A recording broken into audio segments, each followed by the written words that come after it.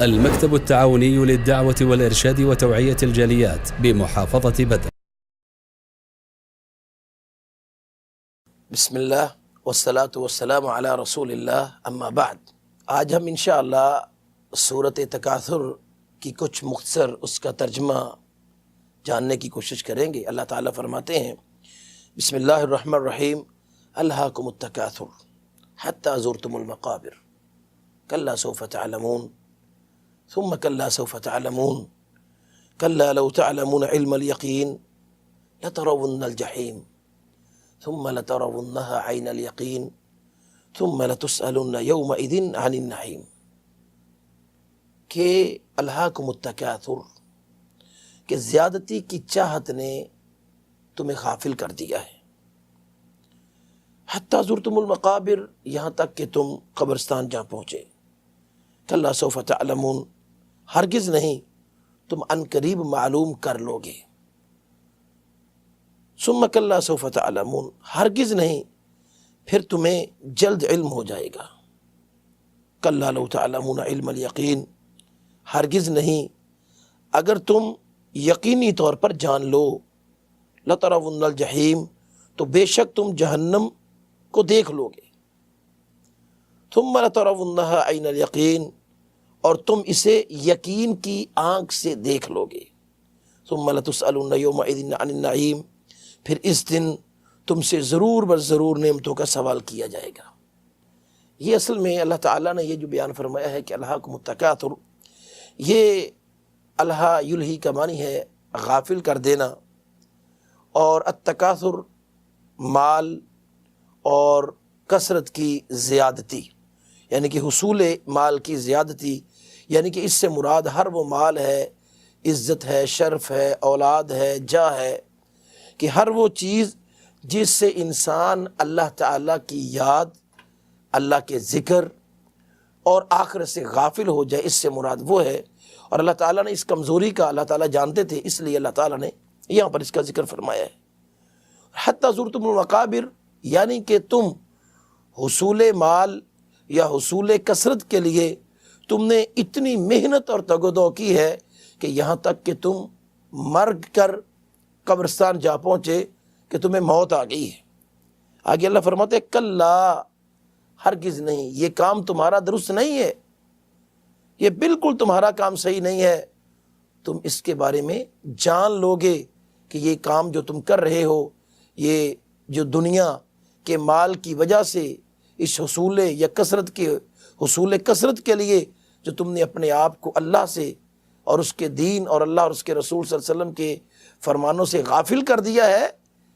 کہ یہ چیز تم غلط کر رہے ہو۔ پھر فرمایا ثم کلا سوف تعلمون، ہرگز نہیں پھر تم اس کا تمہیں جلد علم ہو جائے گا، کہ اس کو اللہ تعالیٰ نے 2 بار بطور تاکید فرمایا۔ پھر فرمایا کہ کلا لو تعلمون علم الیقین، یہ اصل میں یہ اس کا جو جواب ہے وہ محذوف ہے، یعنی کہ کلا لو تعلمون علم الیقین، یہ مراد ہے کہ اگر تم یہ جو کام کر رہے ہو، یعنی کہ اگر تمہیں، اس کا مطلب یہ ہوا کہ اگر تمہیں اس کا علم ہو جائے، اس حصول مال کا، کہ اس کے عذاب کیا ہے اور اس کی سزا کا تم علم ہو جائے، کہ اس طرح تمہیں یقین ہو جائے جس طرح تم دنیا کی کوئی چیز آنکھوں سے دیکھ کر تمہیں یقین ہوتا ہے، تو تمہیں اس کا یقین ہو جائے، تو پھر تم یہ مال، یہ دولت، یہ کثرت، یہ تفاخر میں تم کبھی اپنے آپ کا وقت برباد نہ کریں۔ لترون الجحیم، یہ قسم اصل میں یہ ہے کہ گویا کہ اللہ فرماتے ہیں اگر تم اسی طرح رہے، یہ بھی اس کا مطلب یہ ہے، یہ قسم کا معذوف ہے، کہ اگر تم اسی طرح اپنی اسی تگ و دو میں لگے رہے، اپنے آپ کو غافل کیے رکھا، تو پھر ضرور بر ضرور، یعنی کہ اللہ کی قسم، تم جہنم کو اپنی آنکھوں سے دیکھو گے اور اس کی سزا بھگتو گے۔ ثم لترونها عین الیقین، اور یہ اصل میں پہلا دیکھنا دور سے تھا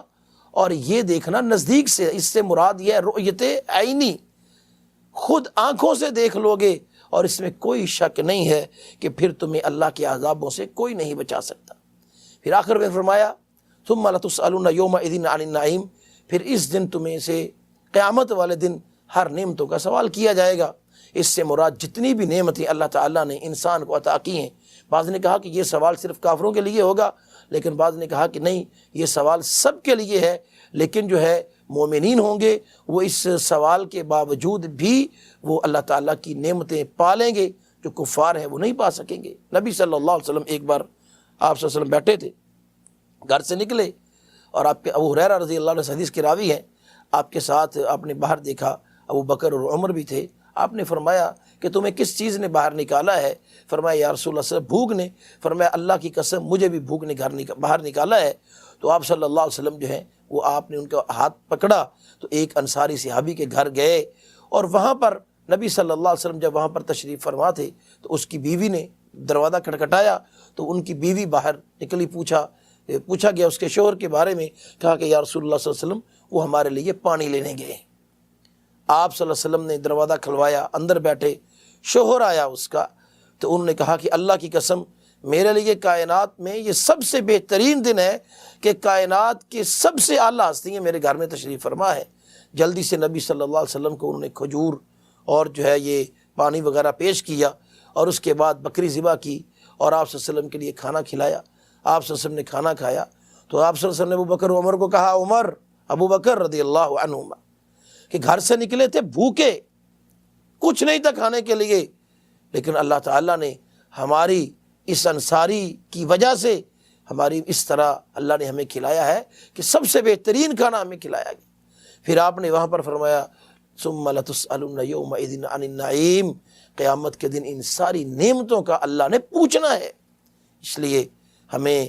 اپنی ان چیزوں کا ادراک ہونا چاہیے، جاننا چاہیے کہ اللہ تعالیٰ نے ہمیں ایک زندگی دی ہے، اللہ تعالیٰ نے ہمیں دنیا میں بھیجا ہے، اور اس کا مقصد آخرت کو ہم اپنا مطمع نظر سمجھیں اور بنائیں، اور اس دنیا کی زیب و زینت میں مال کی کثرت اور مال کو حاصل کرنے میں اپنے دین کا سودا نہ کریں، اور اغیار کو اپنے اوپر اتنا مسلط نہ کریں کہ ہم لوگ اپنے دین کو اور اپنی اصل اسلامی اقدار کو بھول جائیں، اور اس کو پس پش ڈال کر ہم صرف دنیا کے مال و حفظ میں لگے رہیں، اور ہمیں آخرت کی فکر نہ ہو، اور پھر قیامت والے دن ہمیں ان سارے عذابوں کا سامنا کرنا پڑے۔ اللہ ہمیں دین سمجھنے کی توفیق عطا فرمائے۔ اقول قولی ھذا وآخر دعوانا الحمد للہ رب العالمین۔